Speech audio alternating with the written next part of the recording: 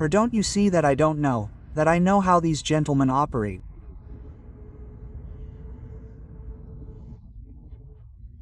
The problem is that they have to clean up their image and go from a repressive state to a tolerant state that accepts gender and idea diversity.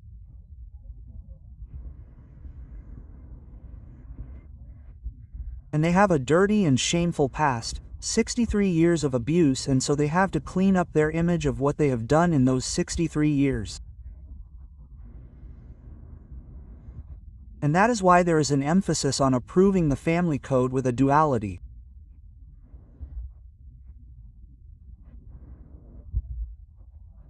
First, to strip parents of parental authority, it is the only right left to the Cuban family, and then to paint themselves as a slaughtered lamb for the world to see them as tolerant and as people who accept diversity of thoughts and criteria within society.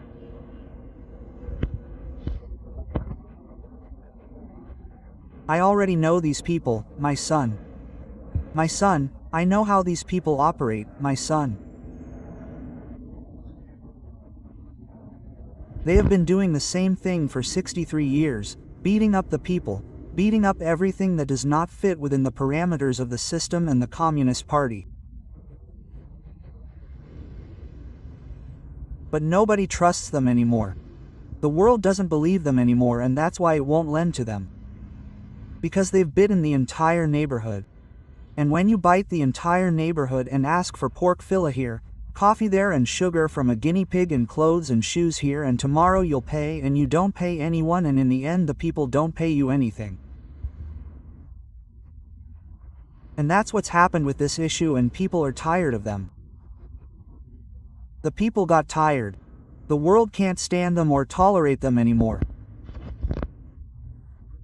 There's an international "out with the Castros" that can be felt in every corner of the earth, pretending to respect them.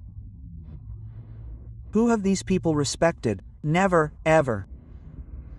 They just expelled the superior of the Jesuits.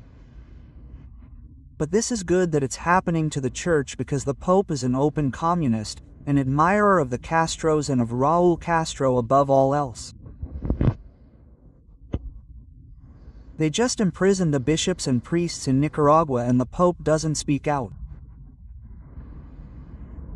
And it's good that it's happening to the church, because the church has a short memory. The church forgot how the hunt against it began at the beginning of the revolution. How did they expel more than 130 priests and nuns from all the religious orders of Catholicism in Cuba on the steamship escapades, simply because they did not agree with the abuses and outrages that the nascent regime established in Cuba by Fidel Castro was committing? They are publishing a book about the historical events of Fidel Castro, and now they are going to release an anthology of Che Guevara. Stories and lies like these. Things that are useless, things that are of no use to Cubans, to buy a stew for 180 pesos, to take a bottle of oil to the kitchen to make a sad little soup, to eat it that night with the family and not perish. And tomorrow we will see what we are going to invent. The people of Cuba live in total desperation. Every day a new problem. There is no electricity, and it will never be. There are 2 months left until the end of the year, already October, November and December. And they haven't fixed anything, and they're not going to fix anything, because they have nothing to do with it. Because when you take and take out of the bag and don't put it back in, there comes a time when, no matter how much you search and search and search, there's nothing left in the bag. When have these people been tolerant of anything or anyone? When have these people respected anyone? When Fidel Castro told the truth, and a communist tells me, take off your mask, don't hide. And why doesn't the Communist Party take off its sheep's mask? Why did Fidel Castro hide that he was a communist? Why didn't he tell the Cuban people that his revolution was going to turn into a tyranny like the one the Cuban people have lived through for 63 years?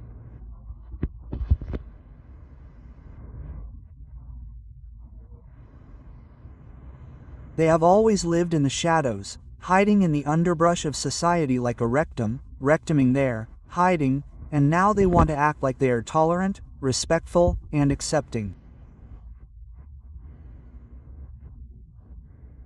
And why aren't they tolerant with the opposition?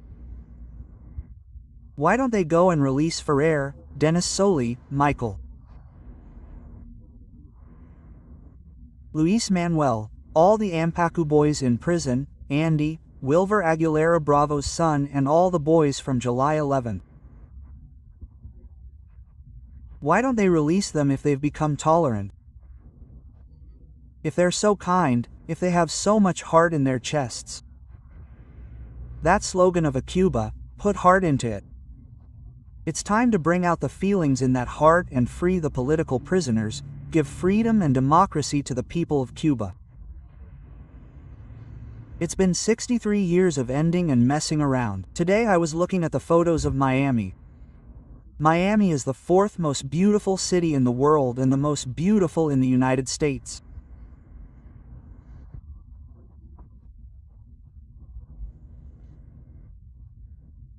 And I thought that while the Castros were turning Cuba into ashes and cosmic dust, the Cubans who were leaving Cuba, who had been robbed of their properties, their belongings, their dreams, their institutions, and who were only allowed to take the family memory album with the photo and escape for their lives, arrived at that swamp of herons and crocodiles and built the capital of the Americas, while in Cuba, Havana, was being destroyed and falling apart and an entire nation was being turned into hell.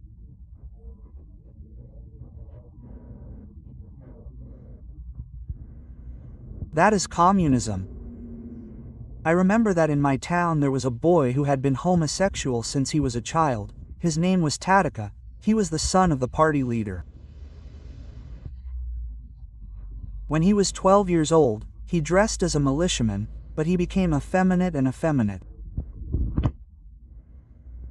He tried to be with his father at all political events, but his father, the party leader, felt enormous pity and shame for him, to the point that one day he threw him out of the house and the boy had to prostitute himself. And that boy who one day dreamed of being a doctor to do his best for the revolution, the same man who gave him his life for his party card and the position he had, threw him out and made him bitter in society. The misery and disgrace that the boy experienced was so great that when the scum arrived in the 80s he left Cuba, and after performing a terrible act of repudiation in front of his family, they beat him up and he left. He went to the lands of North America. That wormbird, as they called him in the village, wormbird they called him. I remember as if it were today. I was a child, but I still have that abuse against Tatica in my soul. And the special period came and that communists lost power and they voted him out for stealing tobacco from the tobacco company, and they took away his Jeep and cut off his leg because he was diabetic, and then he became an alcoholic, and then his wife Sandra beat him up and he ended up in a shack. And one fine day,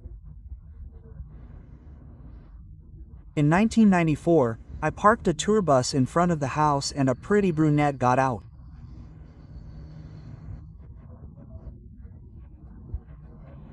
Tatica, that wormbird who came from North America, who had triumphed in show business, who had rented a tour loaded with the dirty dollars of the empire and didn't look at all the trash that her father had done to her and put all that trash aside because of the love she had for her father, and hugged her father dressed in that threadbare communist shirt and hugged him and kissed him. And her father tried to ask for forgiveness and said, "There's nothing to forgive."